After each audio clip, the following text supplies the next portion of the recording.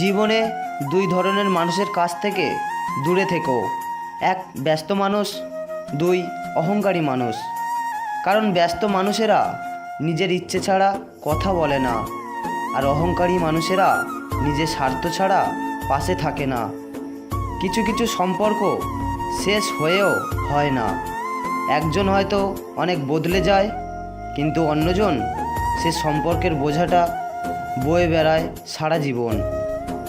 কাউকে মারার জন্য বিষের প্রয়োজন হয় না, ছোট ছোট অবহেলাগুলোই যথেষ্ট। গুরুত্ব তাকেই দাও যে তোমার মূল্যটা বোঝে। ঠাট্টার ছলে যে মানুষটা অপমান করে তাকে কখনো বন্ধু বানিও না। প্রিয় মানুষের সাথে কথা না বলাটা সত্যি খুব কষ্টের।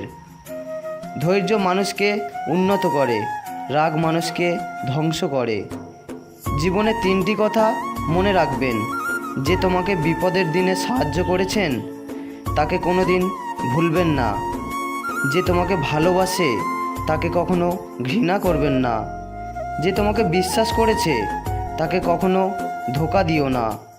সব সহ্য করা যায়, কিন্তু প্রিয় মানুষের অবহেলা সহ্য করা যায় না। প্রিয় মানুষদের মিথ্যে কথা বলে হাসানোর চেয়ে সত্য কথা বলে কাঁদানো অনেক ভালো।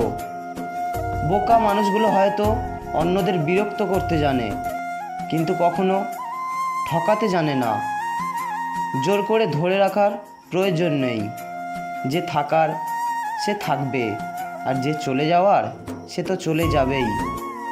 সবাই ভালোবাসি বলতে পারে, কিন্তু সবাই অপেক্ষা করে সেই ভালোবাসার প্রমাণ করতে পারে না। শিখতে হয় মাথা নিচু করে, আর বাঁচতে হয় মাথা উঁচু করে।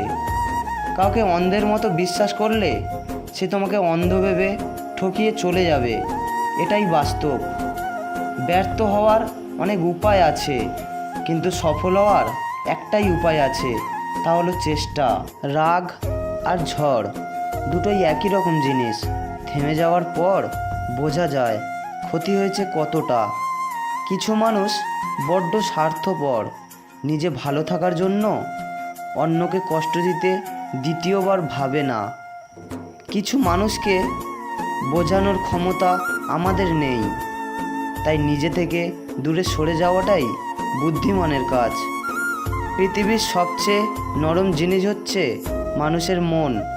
এটা ভাঙতে কোনো হাতুড়ির প্রয়োজন হয় না, শুধু মুখের কয়েকটি অবহেলিত ভাষাই যথেষ্ট। তো বন্ধুরা, ভিডিওটি কেমন লাগলো কমেন্ট করে জানাতে ভুলবেন না, আর লাইক এবং সাবস্ক্রাইব করতে একদমই ভুলবেন না। তো দেখা হচ্ছে পরের ভিডিওতে। Bye bye.